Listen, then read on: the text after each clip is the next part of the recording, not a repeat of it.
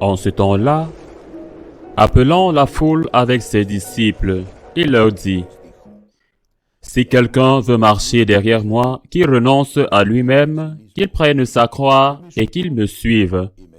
Car celui qui veut sauver sa vie la perdra. Mais celui qui perdra sa vie pour moi et pour l'Évangile la sauvera. Quel avantage en effet un homme a-t-il à gagner le monde entier en le payant de sa vie? Quelle somme pourrait-il verser en échange de sa vie? Si quelqu'un a honte de moi et de mes paroles dans cette génération adultère et pécheresse, le Fils de l'homme aussi aura honte de lui quand il viendra dans la gloire de son Père avec les anges. » Et il disait, « Amen, je vous le dis, parmi ceux qui sont ici, certains ne connaîtront pas la mort avant d'avoir vu le règne de Dieu venir avec puissance. » Acclamons la parole de Dieu. Deux idées très importantes dans ce fragment de l'Évangile. D'abord, l'insistance du Seigneur sur la vie éternelle. C'est dans la perspective de la vie éternelle que tout le message est compris, et en particulier, celui qui compte ici, aujourd'hui. Jésus, celui qui veut me suivre, doit porter sa croix. Nous catholiques, nous ne sommes pas des lâches qui fuient.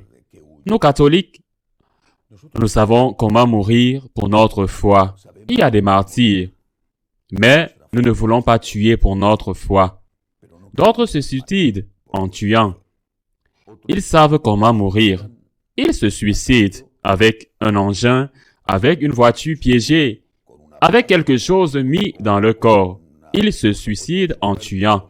Ils tuent pour leur foi.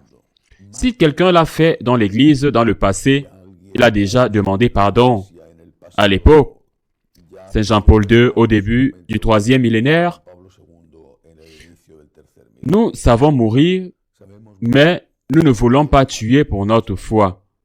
Mais nous savons mourir de la même manière que nous savons mourir, nous savons porter notre croix quotidienne, qui est parfois un mariage difficile, une vie commune compliquée, une maladie, la mort d'un être cher qui nous manque énormément, le fait de ne pas avoir de travail, de vivre dans un pays où règne une dictature et où l'on n'a aucune liberté, ou de subir des circonstances imprévues comme le récent tremblement de terre en Turquie. Porter la croix. Mais pourquoi?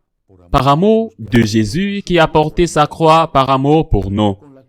Porter la croix pour suivre Jésus et porter la croix pour être avec lui un jour au ciel.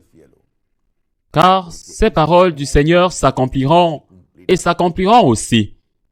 À quoi sert à un homme de gagner le monde entier s'il perd son âme? C'est-à-dire, à quoi sert de faire de grandes affaires si on les a faites en volant ou en se corrompant? Il y a la vie éternelle. Il y a la vie éternelle et il y a un jugement.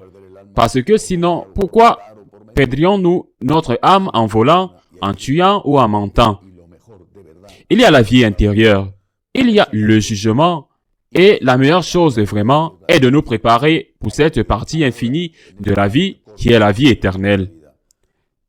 Même si maintenant, dans cette courte partie de notre vie, nous devons offrir au Seigneur l'effort et le sacrifice de porter notre croix, mais il y a une autre question très importante ici. Quiconque aura honte de moi et de mes paroles dans cette génération adultère et pécheresse, le Fils de l'homme aura aussi honte de lui quand il viendra avec la gloire de son Père parmi ses anges. Quiconque aura honte de moi, dit Jésus, et de mes paroles, dans cette génération adultère et pécheresse. Mais parle-t-il de ce temps-là ou de maintenant? La génération adultère et pécheresse qui a honte de ses paroles, c'était à l'époque ou c'est maintenant? C'était ces Juifs ou c'est ces catholiques, même les évêques, les cardinaux, les prêtres, qui osent dire que Jésus doit être corrigé parce que les nouvelles découvertes scientifiques le disent. Jésus ne savait rien. Jésus était un pauvre paysan d'un village éloigné qui vivait il y a 2000 ans. Que pouvait-il savoir? Qu'il n'était pas allé dans une université prestigieuse. Voyez où sont ses doctorats. Il ne savait pas l'allemand. Qu'est-ce qu'il en savait? Si vous ne savez pas l'allemand, vous ne savez rien. Et pourtant, Jésus est Dieu. Il est Dieu. Il est la sagesse, la pleine sagesse. Avoir honte de Jésus et de ses paroles, ce que beaucoup font aujourd'hui en disant qu'ils veulent changer les choses parce que Jésus n'était pas conscient de la réalité et qu'ils savent ce qu'est la réalité. Avoir honte des paroles de Jésus ou du Christ lui-même fera que le Seigneur aura honte de ces gens quand viendra l'heure du jugement. Je suis un grand dévot de plusieurs saints. Enfin, mais d'un en particulier, Saint Dimas, le bon larron, parce qu'il a gagné le paradis au dernier moment. Très peu avant de mourir. Il a été canonisé de son vivant par Jésus-Christ. Notre Seigneur, pas moins, je t'assure. Tu seras avec moi ce soir au paradis. Il le lui a dit. Pourquoi? Parce qu'il l'avait défendu devant l'autre voleur, Gestas, et devant ces gens qui se moquaient du Christ. Celui qui me défend, je le défendrai. Celui qui me renie, je le régnerai. Défendons Jésus, pacifiquement. Je le répète, nous savons mourir. Nous ne voulons pas tuer. Utilisons la paix, mais aussi le courage. Défendons Jésus. Et si cela signifie la persécution, alors nous portons notre croix. La croix de la persécution, cela signifie perdre l'honneur, perdre un travail, perdre.